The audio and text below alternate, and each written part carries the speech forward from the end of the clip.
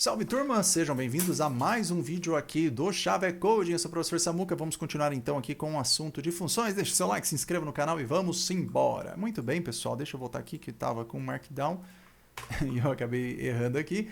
Bom, continuando aqui o nosso papo sobre funções, vamos ver agora um pouco do escopo, né? O que a gente já fez? Já vimos o esqueleto básico de uma função, fizemos uma função que não tinha retorno, fizemos uma função que retornava um valor e outra função que retornava múltiplos valores, né? E batemos um papo, olha, precisa estar indentado, tudo à direita, né? Tem uma indentação à direita para estar dentro do escopo da função. Para você abrir um escopo, você tem que ter dois pontos e tudo mais. Agora eu tenho um texto aqui, um blá blá, para a gente ler aqui para fixar esse conceito aqui na nossa cabeça. Então, escopo. Todo escopo em Python, seja eles um escopo de uma função, de um laço de repetição, de um condicional, de uma classe, etc., usam dois pontos e indentação. Os dois pontos servem para abrir o escopo da função e cada instrução dentro do escopo devem ser indentadas à direita.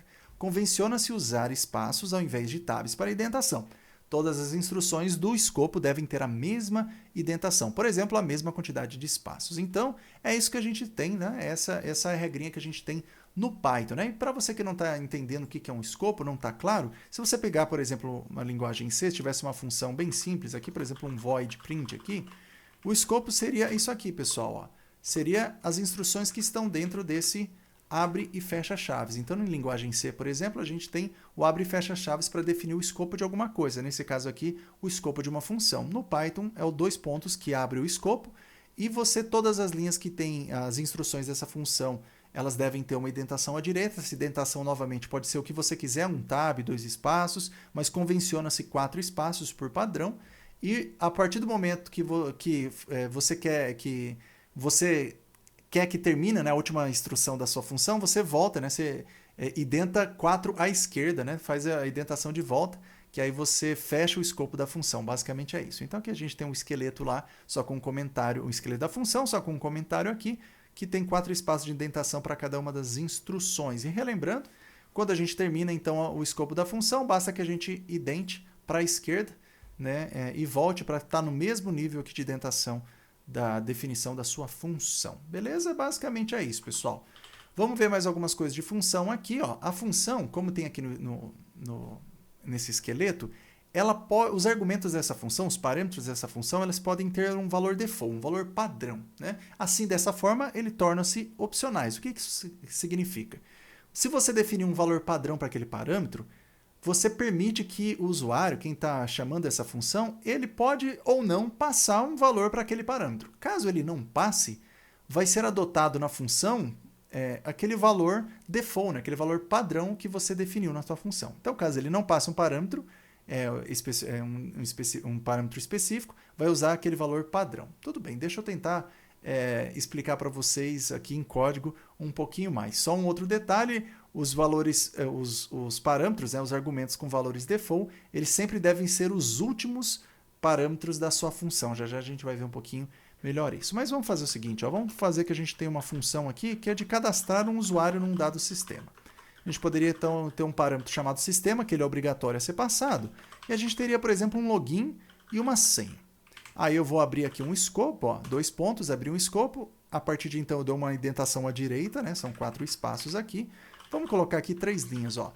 Então eu vou ter aqui, deixa eu ver aqui a minha cola. Então cadastro de usuários no sistema, que é o valor do parâmetro, né? Do argumento. Vamos colocar aqui um outro print formatado, né? Uma string formatada que vai ser o login que eu estou passando. É uma função bem boba, tá? Fictícia. E depois a gente vai ter aqui a senha desses camaradas. Desse camarada, na verdade, né? Deixa eu tirar essas aspas duplas aqui. A gente pode ter isso. E aqui, ó, fechamos, saímos. Ó, eu tô aqui com uma indentação à esquerda. Eu saí, então, do escopo, eu fechei essa função. O escopo dessa função tem essas 3 linhas. Mas eu posso pensar o seguinte, olha...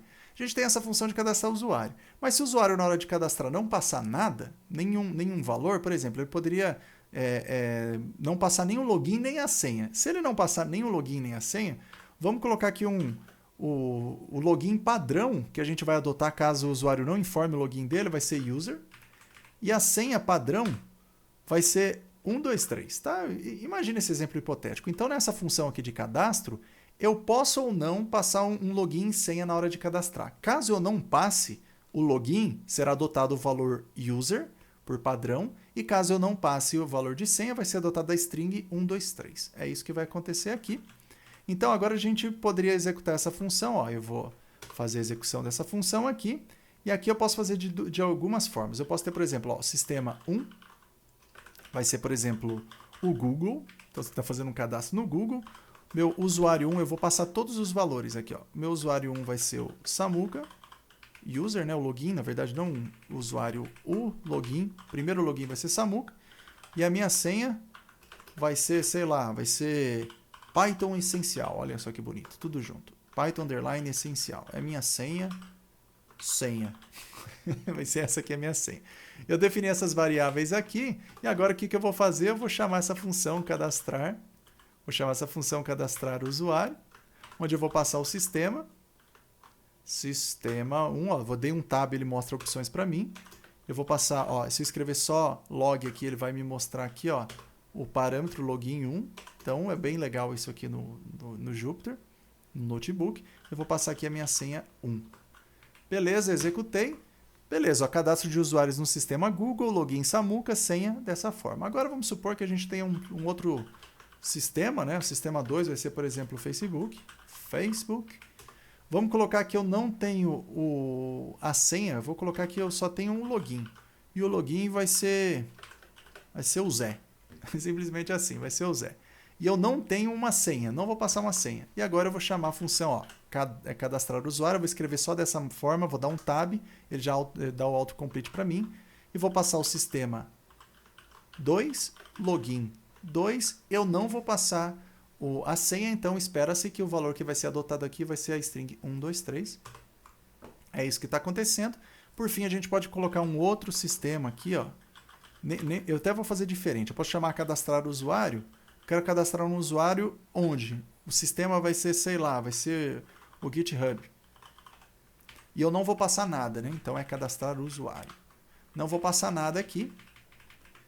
Então, ele considerou por padrão o login user e a senha 1.2. Então, acho que é um esquema bem legal, pessoal, você ter esses parâmetros default, porque muitas vezes você vai criar uma função que você, por padrão, já comumente é adotado um dado valor. Vocês vão ver quando estudarem Machine Learning, por exemplo, as funções do Scikit-learn, ou mesmo de bibliotecas como NumPy ou Pandas, que a gente vai ver um pouco nesse curso, vocês vão ver que tem certos parâmetros que você tem um valor padrão lá que geralmente é usado. Então, pode ser que a sua função você não precise informar todos os parâmetros possíveis da função. Então, isso é muito utilizado, né? E outra coisa aqui, ó, isso aqui, essa célula deveria então estar aqui em cima, para ficar bonitinho. E uma coisa aqui, ó, é o seguinte, ó, lembra que eu falei que aqui em cima que esses parâmetros da função com o valor default precisam ser os últimos? Vamos fazer um código que não funciona aqui, ó. Isso aqui, ó, não vai funcionar. Então vamos supor que a gente faz uma função de login e que agora a nossa função sei lá, login no sistema, só para ter um nome aqui diferente, essa função vai esperar um login e vai esperar uma senha. Aí eu vou só dar o print aqui, eu até vou copiar aqui dessa função, ó. Vou copiar aqui, ó, login e senha. E agora eu vou fazer o seguinte, ó. Eu vou colocar aqui que o login ele vai ter um valor default, que vai ser user. Só que a senha não. Ou seja, a senha deveria ser obrigatória, deveria ser passada obrigatoriamente. Só que note que tem aquela regrinha, né? Todos os parâmetros, os argumentos da função que tem valor default, valor padrão, eles deveriam estar no final dessa função, né? Minha câmera está invertida. Deveria estar no final dessa função. E nesse caso não está. Então, olha só, se eu executar, ele dá problema. Ele deveria estar no final. Então, não funciona porque o parâmetro, ou argumento, ou parâmetro, né? Argumento, ou parâmetro com valor default, né? Padrão, que é o login, não está vamos colocar em outra linha, não está no final dos argumentos da função. Então, para funcionar isso aqui, eu teria que inverter senha com o login. Ó. Se eu fizer isso, agora vai funcionar. Ou seja, eu coloquei todos os parâmetros que são obrigatórios, ou seja, que não tem valor default, para serem os primeiros, e todos os parâmetros que têm valor default, ou seja, opcionais, como os últimos parâmetros da função. Nesse caso eu tenho um tipo de cada um, mas aqui vai funcionar, ó, ele executou. Mas eu vou voltar aqui para dar o erro aqui, para vocês executarem e terem isso aqui documentados, tá bom? Muito bem, eu vou terminar esse vídeo por aqui, pessoal, já está um pouquinho longo, e depois a gente vem no próximo vídeo com os assuntos finais aqui de função, tá terminando, tá bom? Então deixa seu like, se inscreva no canal e até o próximo vídeo.